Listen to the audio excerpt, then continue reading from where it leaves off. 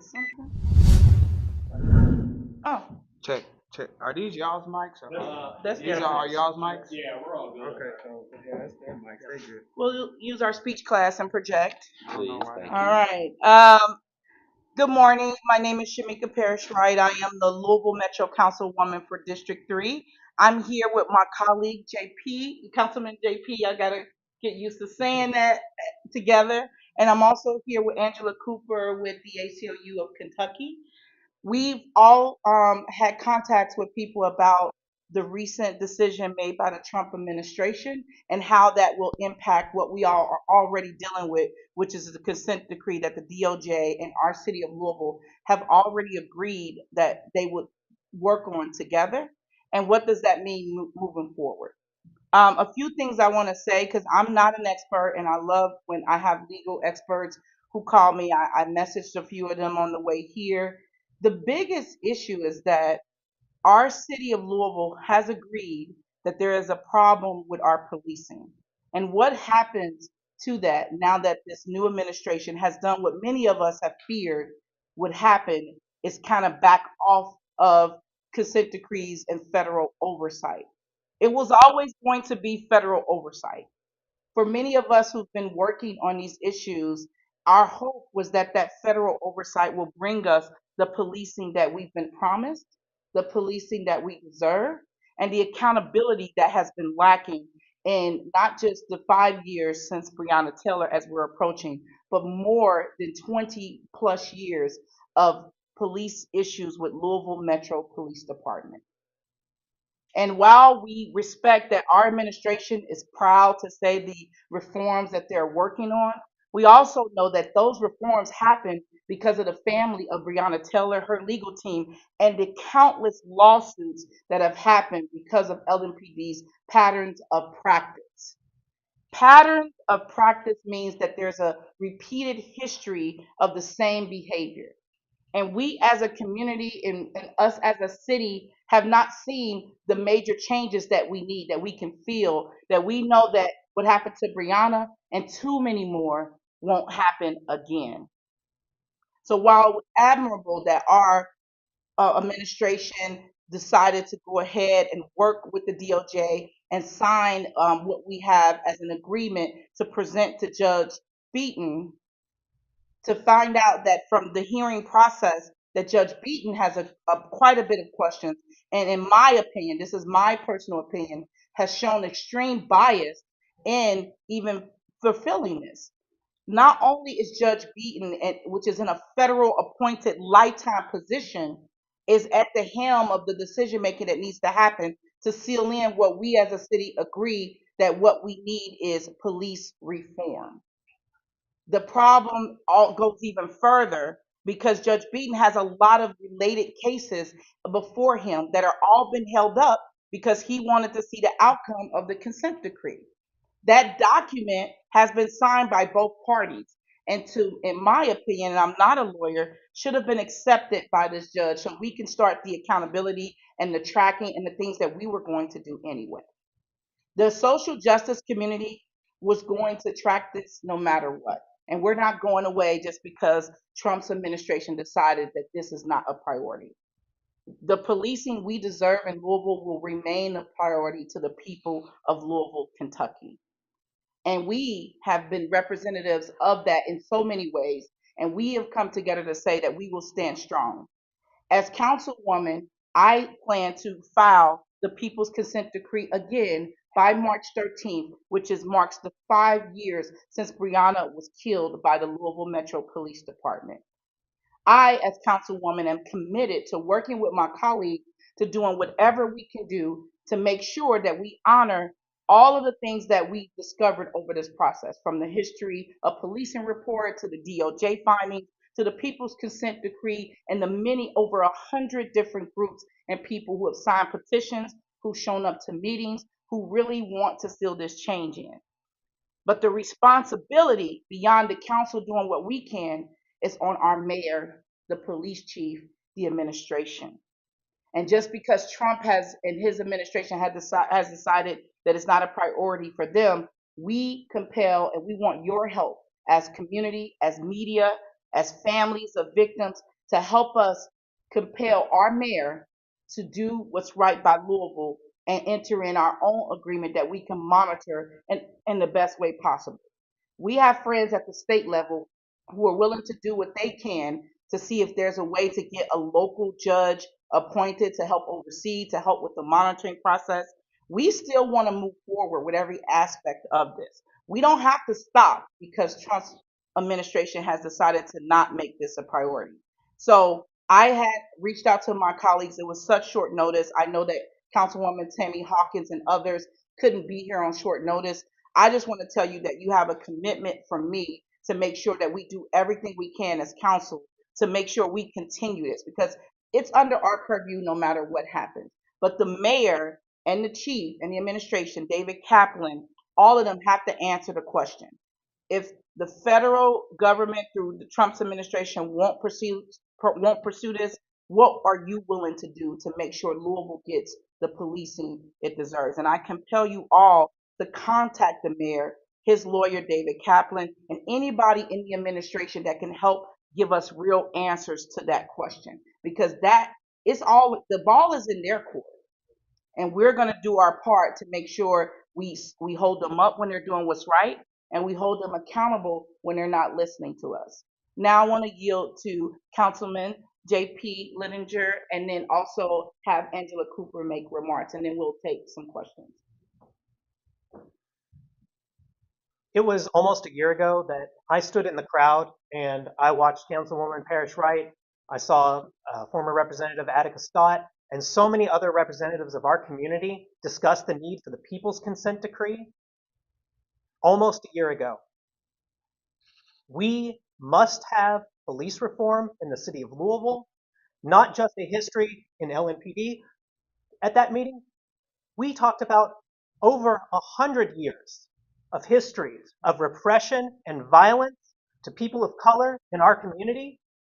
We must have police reform, whether it is nullified from the bench or the responsibility is abdicated by the Trump administration's Department of Justice. We can't abdicate our responsibility to bring forward the police reform that is needed. The city of Louisville must implement these reforms voluntarily, whether we pass ordinances on the Metro Council, whether these are executive orders from the mayor's office. We must have police reform. Without police reform, there will be another Breonna Taylor tragedy, and then there will be another uprising. It will continue to happen until we have police reform. We have more than doubled what we spend on policing and incarceration since the merger of the city and the county. I did not talk to anyone on the doors of District 6 when I ran that said, I feel safer. These are failed policies because we are not addressing the root causes of crime and violence. We are not taking care of people's needs. We are not meeting the needs of the working class. We are not meeting people's needs, and we are failing in our responsibilities, very much including police reform. We must have police reform. It has to happen. We must enter into these agreements voluntarily.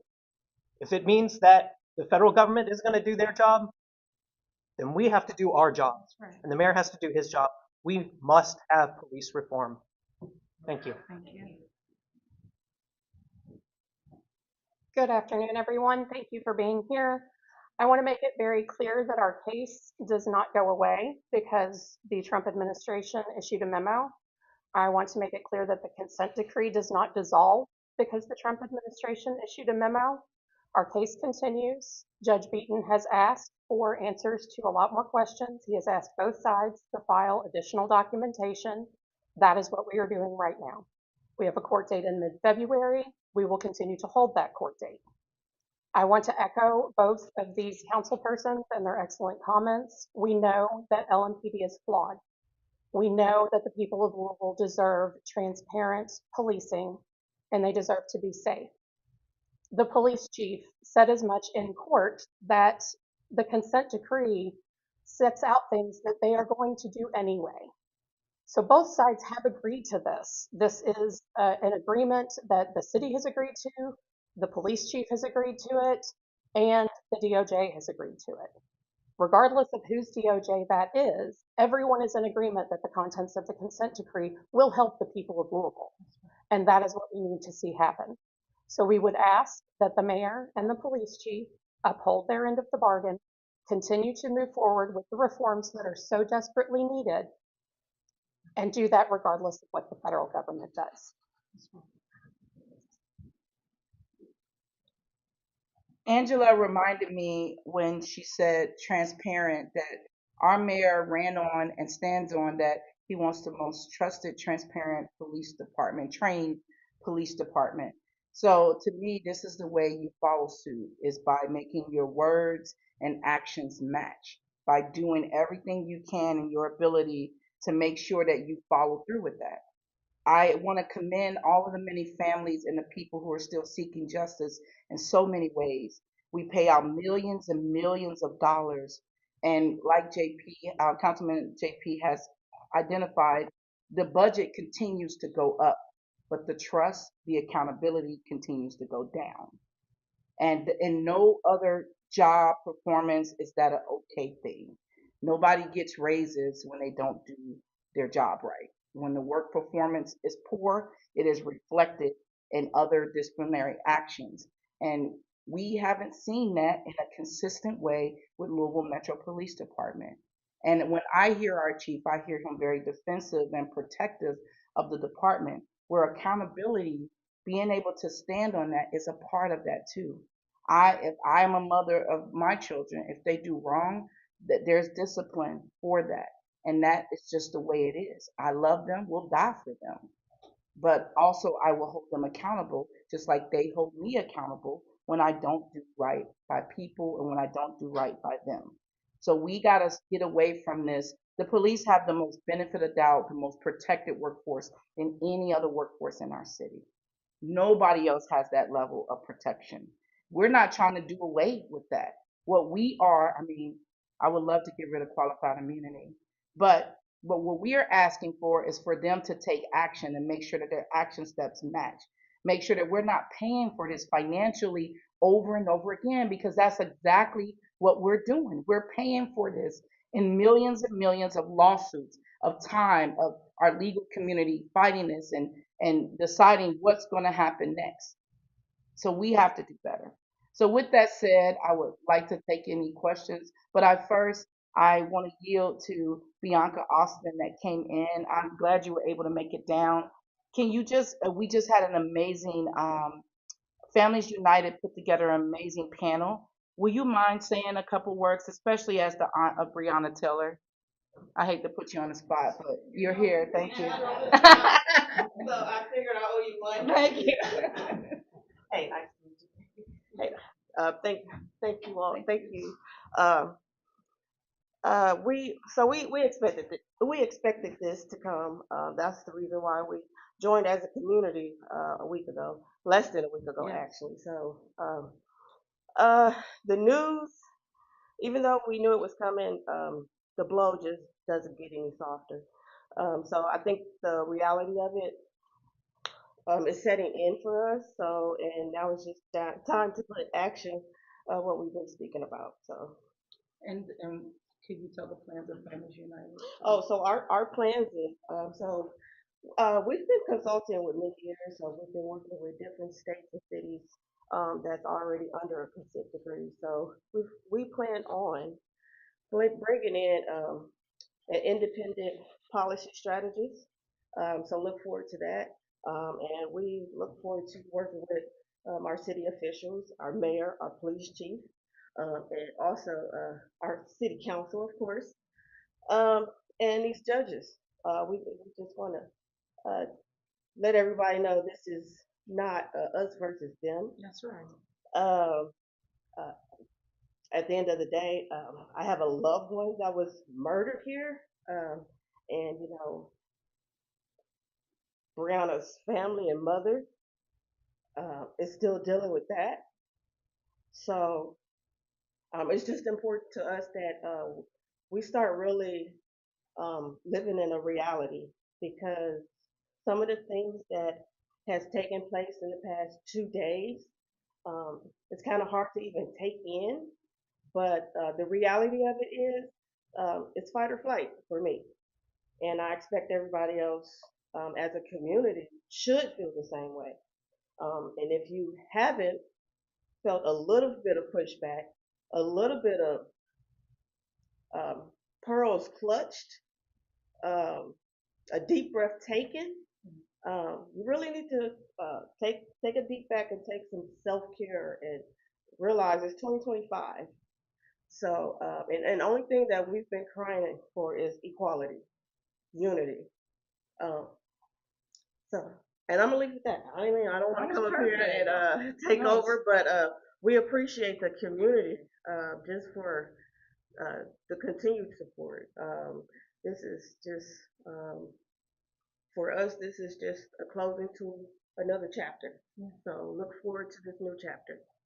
I said when those results came back and when we were in Justice Square and we were all there waiting to hear the verdict when the officers weren't charged, Hmm. that this is the next level of our protest. And I Yes. think we all have been good examples and more of you in the audience. I see Representative Attica Scott, former representative. I would like you to come and talk about the People's Consent Decree and why that work is important. I see a representative from Congresswoman Garvey's office who's just held a meeting that we were all at and really trying to do his part. We're not asking for somebody to be our savior. We're asking for people to work together. And I think the efforts of all of the coalition groups, all of the people coming together, the faith community, importantly, has really made a difference. But we said that the next level was to take that protest to policy change. And that means some of us coming in and getting elected and learning how to use the power of the office to make that change. But the people on that are not in here are still doing their part. They're still showing up. We see more people running for office, more people getting on boards and commissions, more people showing up to meetings and challenging, like the 490 Project, Louisville showing up for racial justice, and so much more. So I do want to give time to what the People's Consent Decree. I know Attica represents Forward Justice Action Network. In that setting, I represent Vocal Kentucky, but I would like you to talk about that. And then there's a meeting coming up if folks want to stay involved into seeing the People's Consent Decree, which formally recognizes these harms and documents that, but also I see you too, Bishop Lyons, and also documents what we need to do going forward. Absolutely. And thank you to Councilwoman Parrish-Wright and Councilman JP for pulling together this conversation. And to you, Bianca and Families United, for the important conversation we had on Saturday about the consent decree. What we know is that President Trump has waged an all out war on the states that we live in, across the states, but the South experienced it more heavily than other places. We already are hearing about ICE raids in Lexington and right here in Louisville. We know that halting consent decrees will impact New Orleans, it will impact Memphis, it will impact Louisville. So we feel it here in the South. And that's why the work of the People's Consent Decree is so important, because it is us not giving up. It is us demanding justice. It is us saying we will not comply with injustice. We will not comply with inhumanity. We will not comply with inequity. And that's what we're saying to Chief Humphrey. That's what we're saying to Mayor Greenberg. We will not comply, and they should not comply. Instead, they should work with us to get the justice that our communities deserve. We are not the enemy. That's right. We are here together, and we must work together for the justice that we deserve. And so, as Councilwoman Parrish-Wright says, the People's Consent Decree continues to work. The People's Consent Decree Coalition, she will be filing her resolution again, as she should, because that is why she was elected to serve. She is doing the will of the people. And the People's Consent Decree Coalition will meet on Monday evening. We can get you more information. Myself or Councilwoman Parrish-Wright can get you more information about the People's Consent Decree Coalition and its meeting on Monday to shape the path forward. Thank you so much, Councilwoman. Thank you. And okay, thank you all. And with that, I would like to open it up for questions, if there's any. Angela, I have a question. It's about Trump's executive orders for immigration and how you guys are helping people understand their rights. Thank you very much, Shaquille, for that question. That's a very good one. It is very important that the people of Kentucky know what their rights are when they are interacting with police or ICE, if they should happen to have to do so.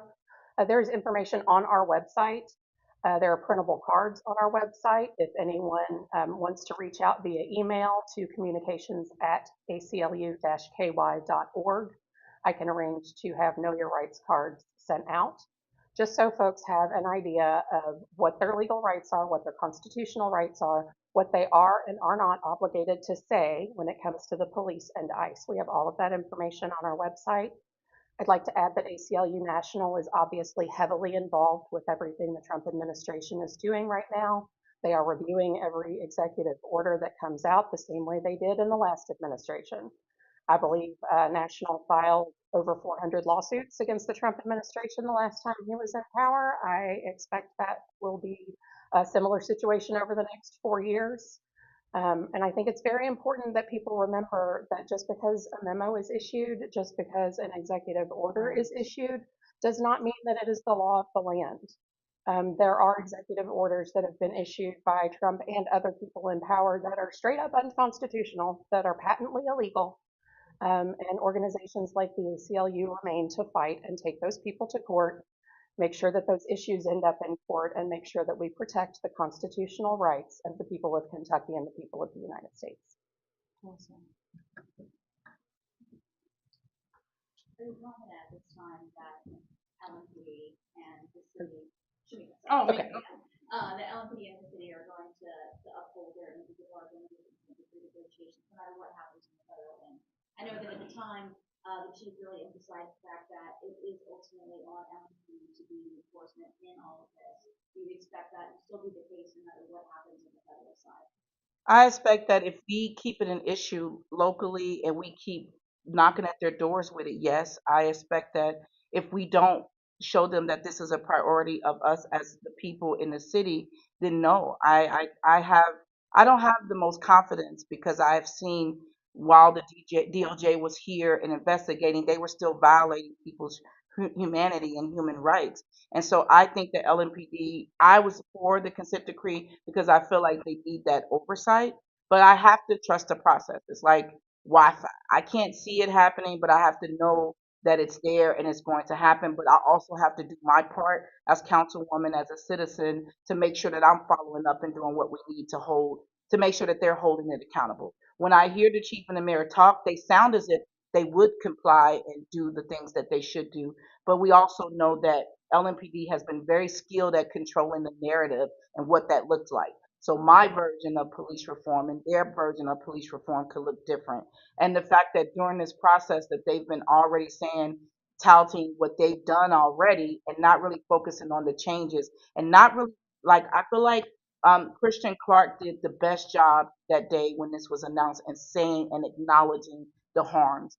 They never did that. They said, a quick thank you to the community and thank you, but it really wasn't detailed enough to be sincere. We have not had a formal apology for this. We've had them speaking and press briefings and to Clout and to other organizations, but not really a formal acknowledgement and apology. And then to see last week that I saw news stories that the mayor was rolling back on some of those things, it's to me evident of we got to stay vigilant and watching what happens and holding them accountable. And they should be having a press conference right now too, saying we're going to still stick with this. That is a federal decision, like Angela has said. That was a memo, but we're going to stick with this. I don't want them to use this as an scapegoat. So if we keep it lit, if we have our faith communities, those who are connected with them, keep holding them accountable, I think we will start to see that. But look what happened when the pregnant woman was arrested and cited.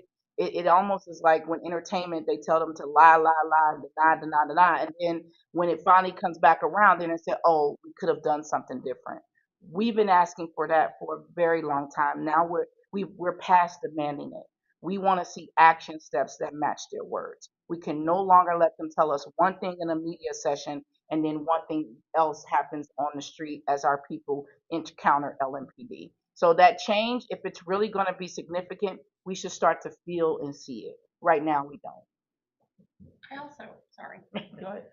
I'd like to add specifically on the case of the woman who was in labor and cited by LMPD. We still have attempts to defend that action. It's indefensible.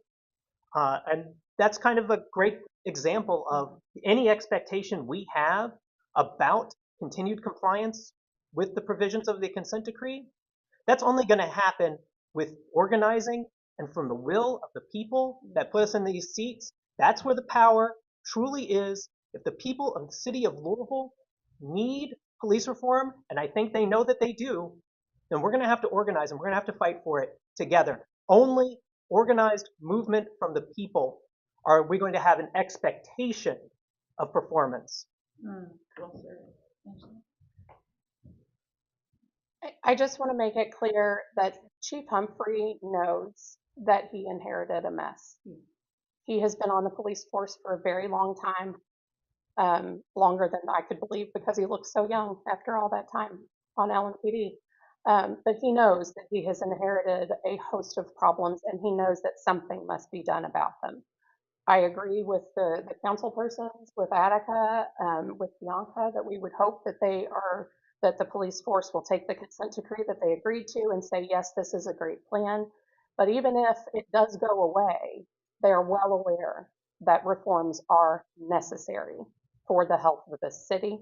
Reforms are absolutely imperative for us to be able to move forward as a peaceful society. Go ahead, Jeff. I have two questions actually. First is for your resolution, are you going to incorporate the reforms laid out in DOJ consent decree into the people's consent decree?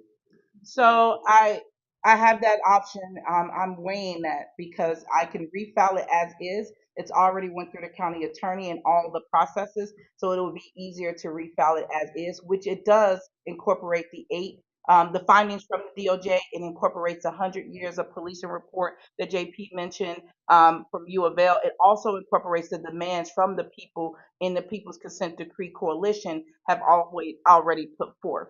Now that's that document, and it had language. Everything was approved. It's just real, and it got through committee. It's just getting it through to the whole council.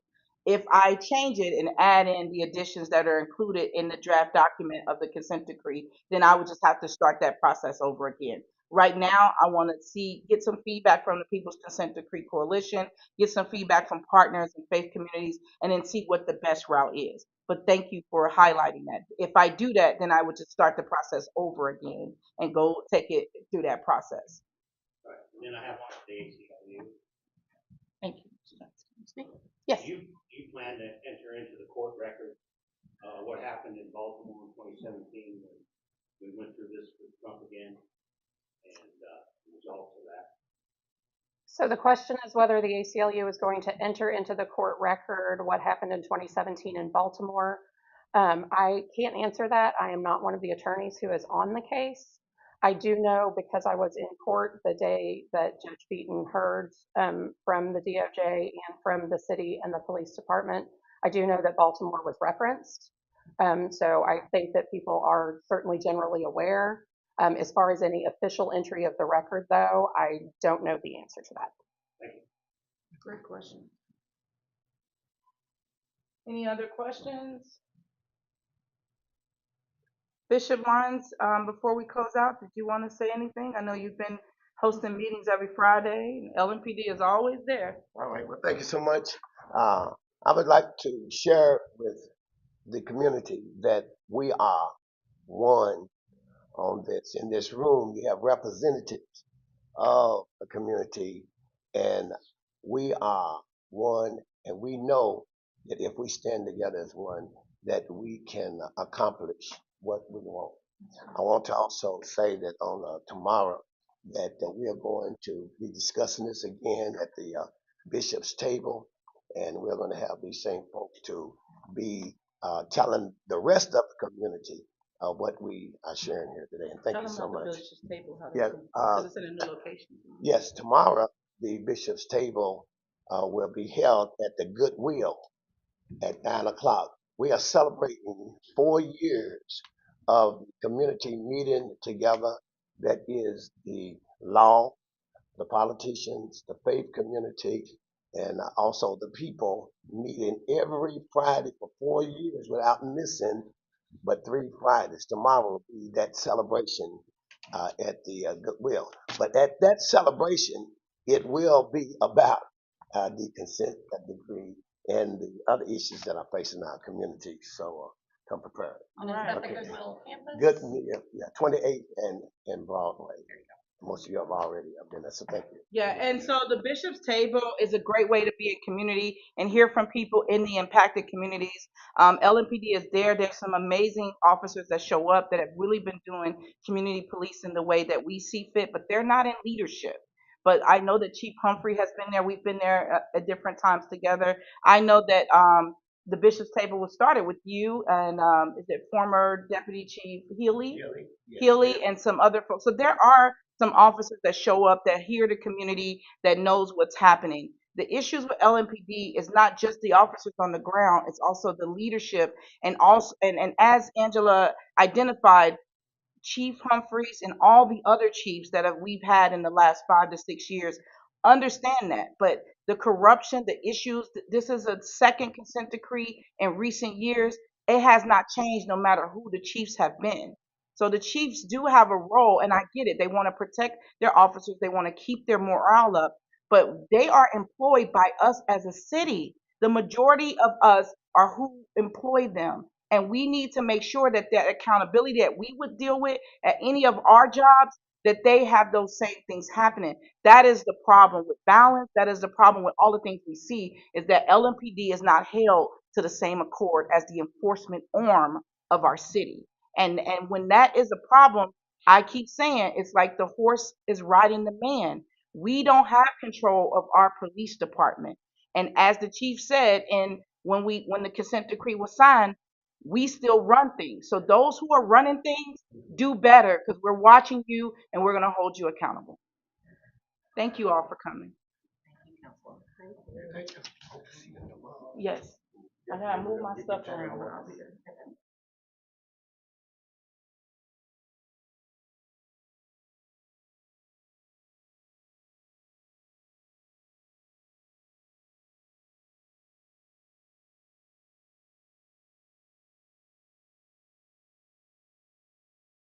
The lights of Kentucky Performing Arts shine on more than our shows. They illuminate a pathway of discovery for all throughout our Commonwealth. A pathway of creativity, confidence, possibility, of brilliance, inspiration, curiosity, and wonder. For 40 years, Kentucky Performing Arts has led a pathway to unite the Commonwealth around the joy of discovering the arts, and will continue to shine this light far into the future. If you do nothing else. If you do nothing else. If you do nothing else. If you do nothing else. If you do